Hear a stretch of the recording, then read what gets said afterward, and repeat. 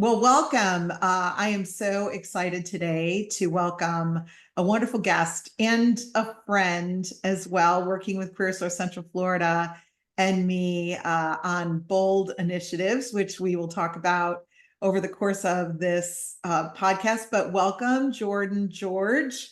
We are so delighted to have you on our podcast today. Thank you, Pam. I'm excited to be here. It's great to see you in a different context and get to spend this time with you. Absolutely. So I will tell our listeners a little bit about you and then see if I can also dig about a little personal stuff around what you do and who you are. So Jordan George is the Chief Experience Officer at Curium Solutions. He was recently promoted to that position, so I'm definitely going to want to ask you about what that means. He oversees all aspects of employee experience, client engagement, and key growth initiatives for Curium. He is a seasoned human resource leader, facilitator, international speaker, empowering people and businesses to achieve their full potential. And he's been doing this for nearly 20 years. He is very engaging, both in presentation and in facilitation. I can bear witness to that. He graduated cum laude with a bachelor's in organizational communication from Rollins, our hometown college here in Central Florida. And he's married and has two little bitty children. One very recent, not even a year old, I don't think, right? Right. And this must be in your spare time between your job and your children and lovely wife. You occasionally are a professional improv comedian, Jordan.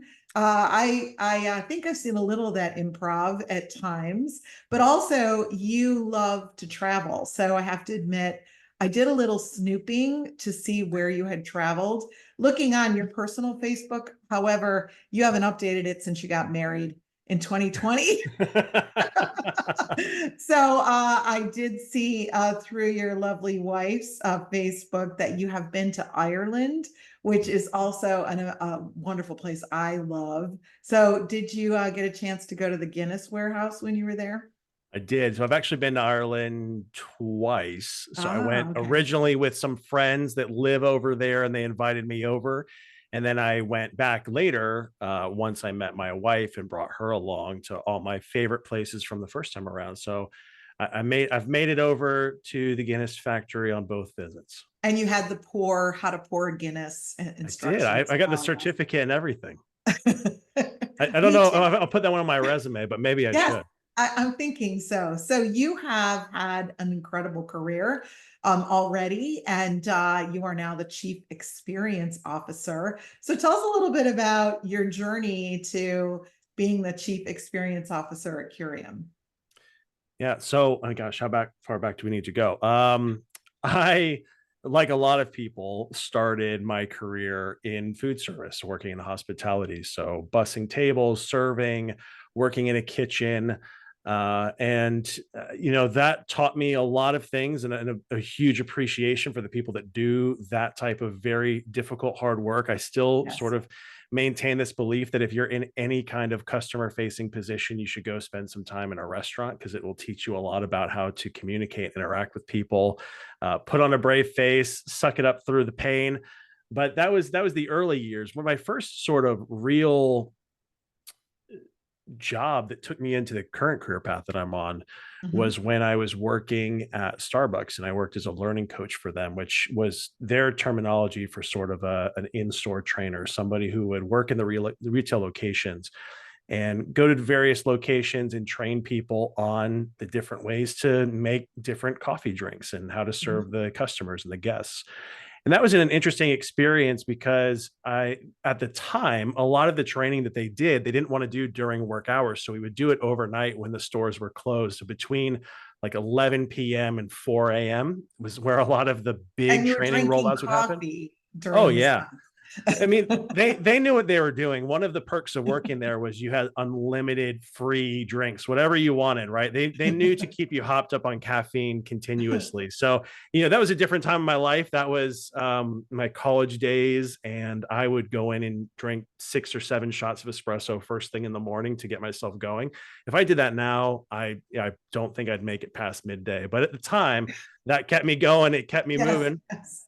Um, And then I took that and I kind of really enjoyed that experience of getting to teach other people how to be successful and how to do something, and kind of getting that aha moment where people are finally moving beyond the I don't think I can do this, or I can't figure this out, into, oh, actually I'm pretty good at this, or I think I've got this. And that turned into a training opportunity with a local credit union here in Central Florida called Fairwinds Credit Union. I Mm. started with them in from a training capacity in the contact center doing quality assurance. So when you call in somewhere and they say this call may be recorded for quality and training purposes, I was the guy listening to those calls and then providing training and coaching and guidance to the agents on the other side of that. Oh, Um, wow. that turned People actually into, listen to those, huh? yeah, a lot of calls. And I, because I've said the name of the company, I'm not going to divulge anything about what I heard. We There was love a lot of, there was, Fairwinds. let's just say that, when I worked in food service, if you got somebody's order wrong, they were understandably upset. When I worked Right. in banking, if you got someone's request wrong and you're talking about their money, people get very upset. And Yes. that's Yes. understandable, right? So Mhm. I did that. And then that kind of transitioned into a larger training role where eventually I was overseeing all of the sales and service training for the organization. Mhm. Fast forward a couple of years, I knew that I wanted to stay in that field, and I really liked working with people and helping them improve and get better. And that kind of turned into a love for helping organizations develop a culture where people can be their most successful and can live up to their full potential. So I decided to kind of transition my training experience into a broader HR career. Mhm. Moved into other organizations, kind of grew that expertise.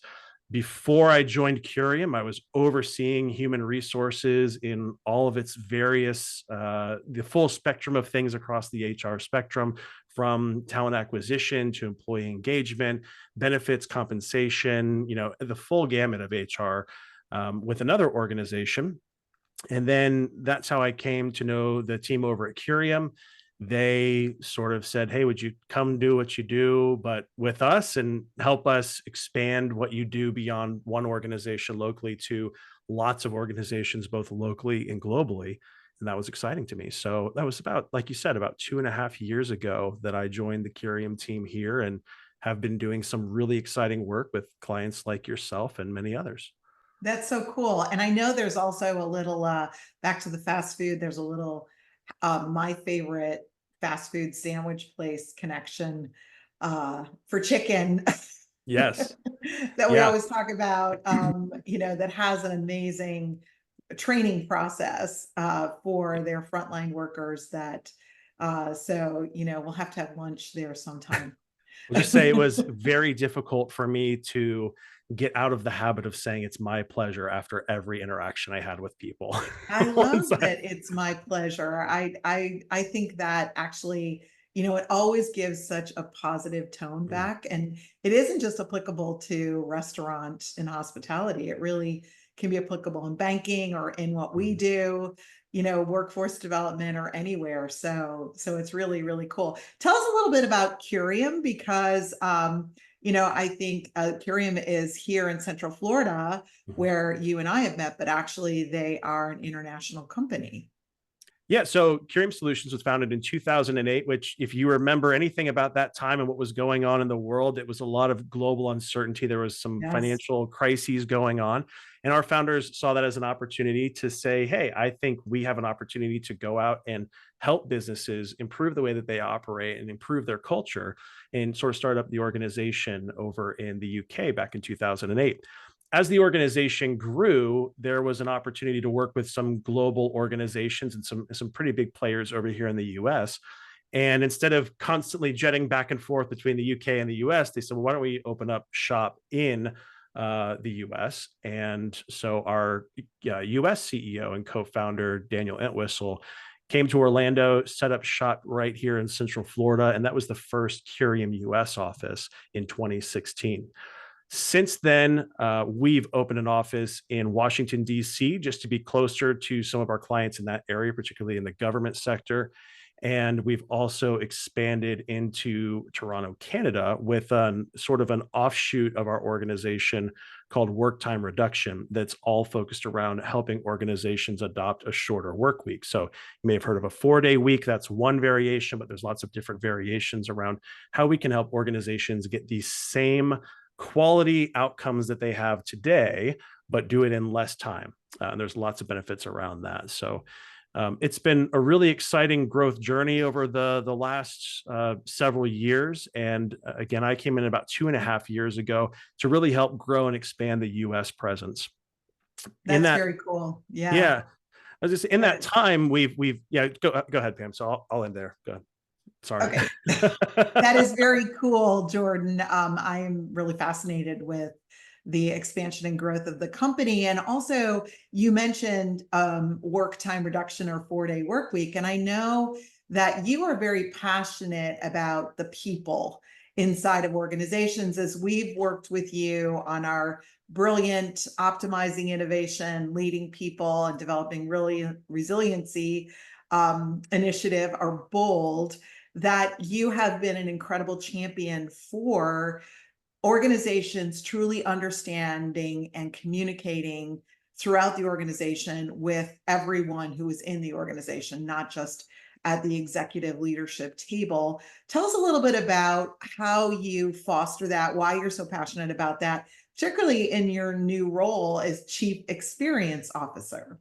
Yeah. So Curium is all about helping organizations tackle some of their biggest and most critical business transformation challenges. So think of things like mergers and acquisitions, Mhm. standing up new business units, new revenue streams, working through cultural transformation, new CEOs or new leadership coming in, digital transformation, tech implementations, those types of things. So these are really disruptive actions that are ultimately for the better of the organization, but can be really difficult on the organization to navigate effectively. And so we come in and sort of help streamline that process, make it more efficient, ensure that organizations get the benefit out of whatever action that is that they're hoping to get, without, hopefully leaving a lot of bodies in the wake, for lack of a better phrase, right? So, Yes. and our focus is really about doing it from a people first perspective. So ensuring that people are at the heart of that, because we know that change and transformation are more readily adopted, and it can happen more quickly and more effectively if people are on board with that. So that means we've got to make sure that people understand why we're going through this change, how the change is going to impact them, what we expect of them throughout this change journey, and really involve them in it, make them a part of that change so that they feel like we're doing the change alongside them instead of doing the change to them, that they're being subjected to that. Yes. And in order to do that effectively, it means we've really got to be thinking about the culture that we're creating within the organization, the communication that's happening. Where is communication flowing up, down, left, and right within the organization? And do people feel connected to the reason for that change and understand the benefit of that change? So, in my role as Chief Experience Officer, that title came about because it was really about thinking, what is the experience that we want to create, not just for our own employees within Curium, kind of typical HR functions, but Mhm. also what's the experience that we want to create for our clients and the employees that they have working for them. What is that experience that we want people to feel when they do business with Curium? And that's kind of encompasses the sales and marketing and client delivery side of things as well. So it's a pretty broad title with a kind of a broad scope, but really it is all rooted back in making sure that our people, whether that's our employees, our clients, the community that we serve, feel taken care of and are having a positive experience throughout the engagement. That's really cool. So let's like, oh, I hate this term, but double click on the 4-day work week, or the work reduction piece. That's something that is one of the things that is Curium had worked with us on change management at CareerSource Central Florida. Um, you had all talked to us about, you are positioned well to think about this as an opportunity. And of course, in these years post COVID, in these years of very tight labor markets, and wanting to keep people that are they're highly skilled, particularly in their jobs, and being productive for our organization, that's one of the things that is very appealing. But there's a sentiment out there in the workforce or in the business world, how are we going to actually get people to be productive if they're not working 40 hours a week? Mhm.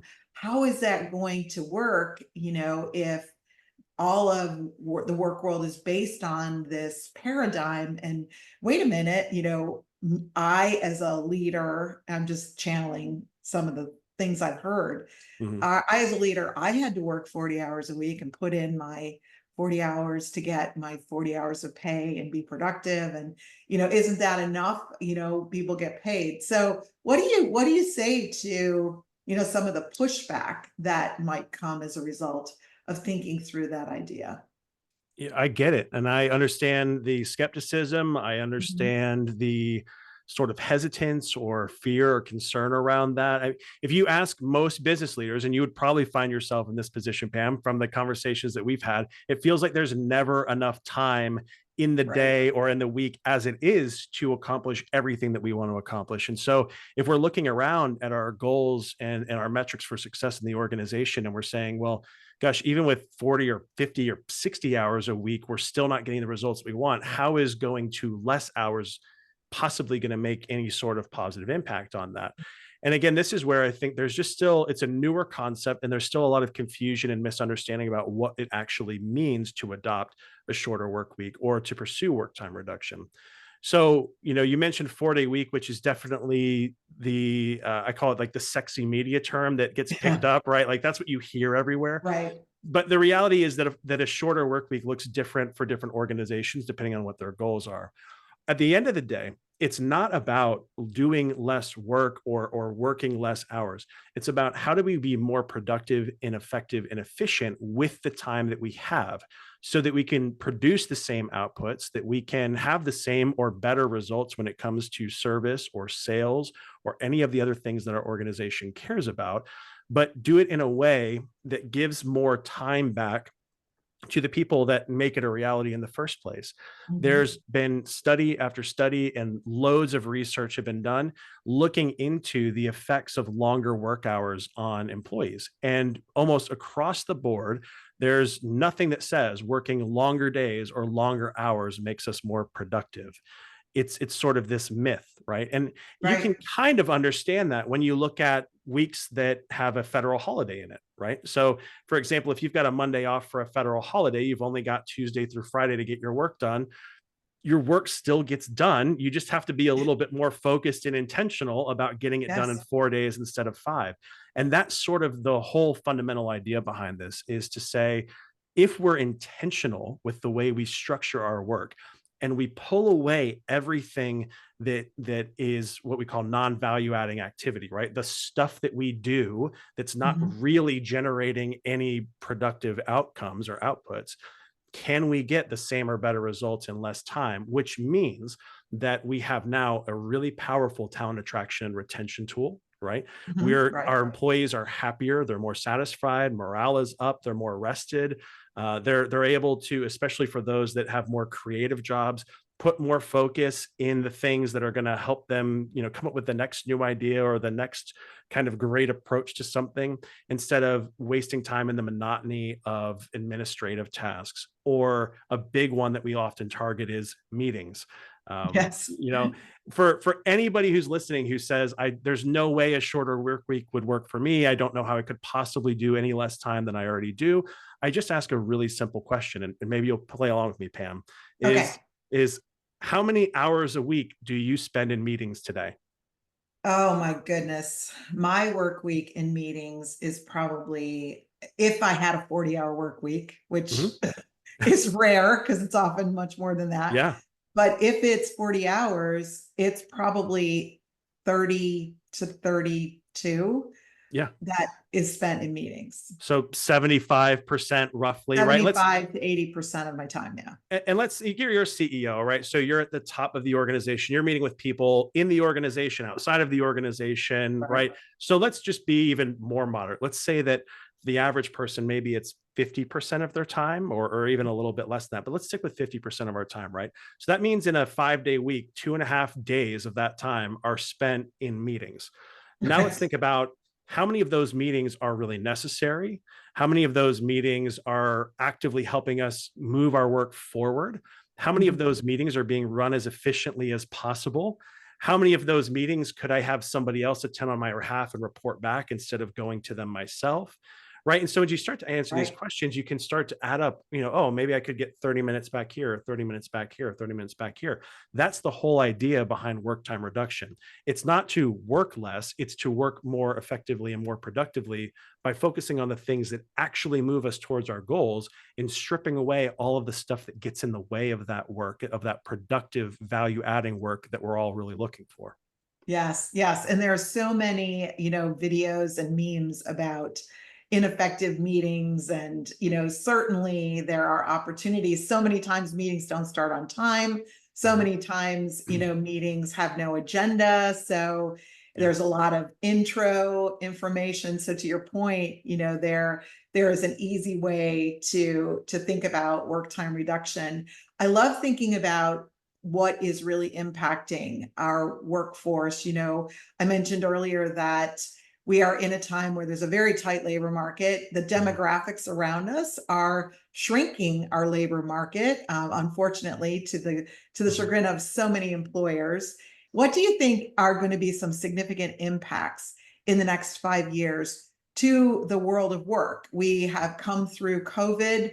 We have moved into a quasi hybrid virtual workspace. Mhm. We know AI, although we may not all know how that will impact us, it will impact us in some way. This compressed work week idea to retain employees, to make each employer attractive to Mhm. future employees. But what do you think are some of the other things on the horizon, Jordan? So, we're seeing right now a labor market that is, you know, overpopulated with people who are looking for their next opportunity, but there's just not enough opportunities out there right now. And I don't mean that in terms of unemployment rate, but I mean that more in terms of you've got people that are now actively looking for the next thing, even if they're sort of moderately happy in their current job. The fact that remote work has been adopted so much more broadly now means I'm not restricted to just the opportunities that were within my geographical market. I can look, nationally, globally for my next great opportunity.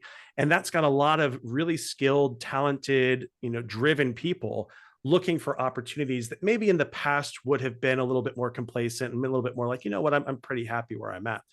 And Mhm. what that's creating is a little bit of, frustration around where is my next opportunity going to come from and why am I getting rejected or why am I not having these opportunities? The best thing that employers can do is act on that themselves and create that career path and create those opportunities right where they're at. Given the opportunity, most people would rather stay where they are instead of having this life altering transition of having to Mhm. start a new job, potentially move if they're not going to be remote.